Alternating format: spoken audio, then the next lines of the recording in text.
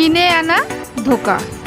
নমস্কার দর্শক বন্ধুরা, সুস্বাদু কামড় রান্নাঘরে আপনাদের সবাইকে স্বাগত জানাই। আজকে আমি শুরু করছি অনুষ্ঠান বাড়ির মতন স্বাদের ধোকার ডালনা। খেতে অসাধারণ হয়, একবার বানিয়ে খেয়ে দেখবেন। চলুন আমি যেভাবে করছি আপনাদের সঙ্গে শেয়ার করলাম। প্রথমে আমি কড়া বসিয়ে দিয়েছি, এবারে তেলটা দিয়ে দিলাম। তেলটা গরম হয়ে গেলে আমি ধোকাগুলোকে আরেকবার করে ভেজে নেব। এদিকে আমি ডুমো ডুমো করে কেটে রেখেছিলাম আলুগুলোকেও আমি একই তেলে ভেজে নেব। যারা আলু ছাড়া করতে চান তারা আলু ছাড়াই করবেন, আর যারা মনে করছেন যে একটু আলু দিয়ে খাবেন তারা আলুগুলোকে দিতে পারেন। এবারে আমি এদিকে 3টে মশলা যোগ করব, যেমন চালমগজ, সাদা তিল আর পোস্ত। এবারে এদিকে যে কড়াইয়ে গরম তেলটা রয়েছে তার মধ্যে কিছুটা গরম মশলা যোগ করব, যেমন এলাচ, দারচিনি, তেজপাতা আর গোটা জিরে। তেল থেকে মশলার গন্ধটা বেরিয়ে আসলে আমি এবারে একে একে মশলাগুলো যোগ করব।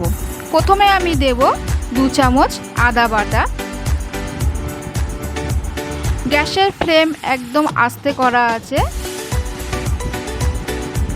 এবারে আমি দেবো 1 চামচ জিরে বাটা আর 2টো টমেটোকে আমি ঘষে রেখেছি, টমেটোটা এবারে দিয়ে দিলাম।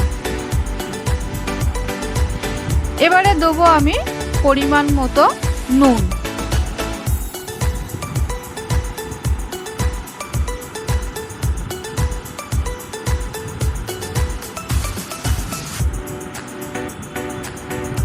হাফ চামচ কাশ্মীরি লঙ্কার গুঁড়ো।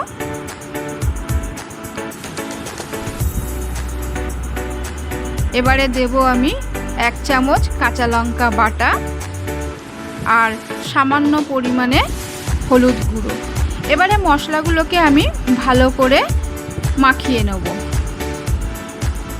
মশলাগুলোকে আমি একদম সিমে আঁচেই এটা কষতে থাকব। মশলাগুলোর থেকে আমার তেল বেরিয়ে এসছে, তার মানে মশলাটা আমার প্রায় হয়েই এসছে।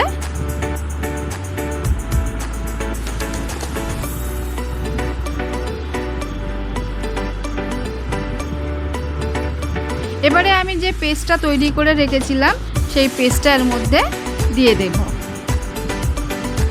দিয়ে এবারে মশলার সাথে ভালো করে কষিয়ে নেব।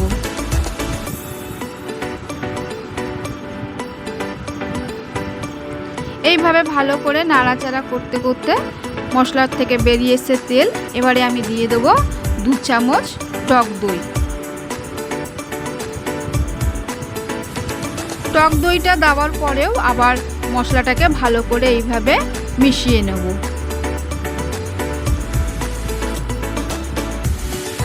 এবারে আমি এখানে কিছুটা পরিমাণ জল দিয়ে কষতে থাকবো।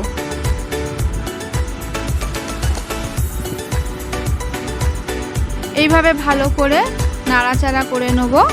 মশলার থেকে তেল বেরিয়ে গেছে। এবারে আমি যে আলুগুলো ভেজে রেখেছি এটা এর মধ্যে দিয়ে দিলাম।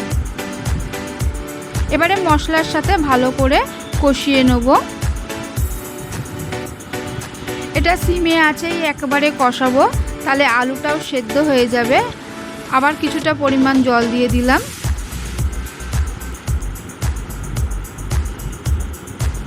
এইভাবে ভালো করে নাড়াচাড়া করতে থাকবো আর সামান্য পরিমাণ জল দিয়ে দিয়ে মশলাটাকে আলুর সাথে কষতে থাকবো। তাহলে আলুর ভিতরে নুন মিষ্টি ভালো মতন ঢুকেও যাবে আর আলুটা সেদ্ধও হয়ে যাবে। এবারে আমি একটা ঢাকা দিয়ে দিলাম। ঢাকা দিয়ে কিছুক্ষণ পর আবার খুলে দেখছি তেল বেরিয়ে গেছে। আবার খানিকক্ষণ আমি নাড়িয়ে দিলাম।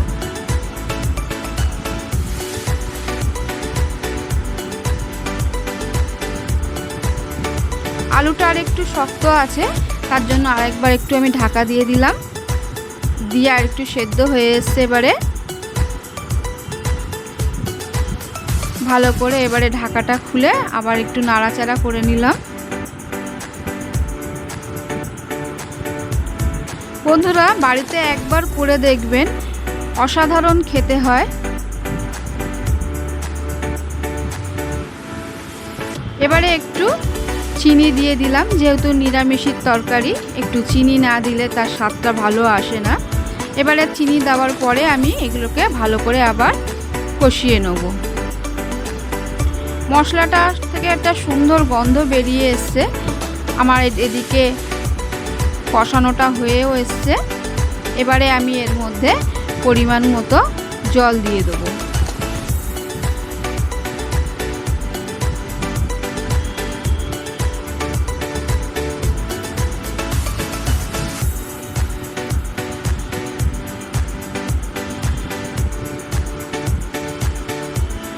জলটা দিয়ে আবার ভালো করে একটু মশলার সাথে মিশিয়ে নেব।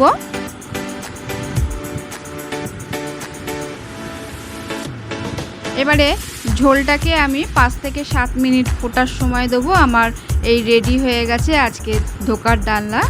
বন্ধুরা, যদি ভালো লাগে অবশ্যই লাইক করবেন, কমেন্ট করবেন, শেয়ার করবেন এবং সাবস্ক্রাইব করে পাশে থাকবেন।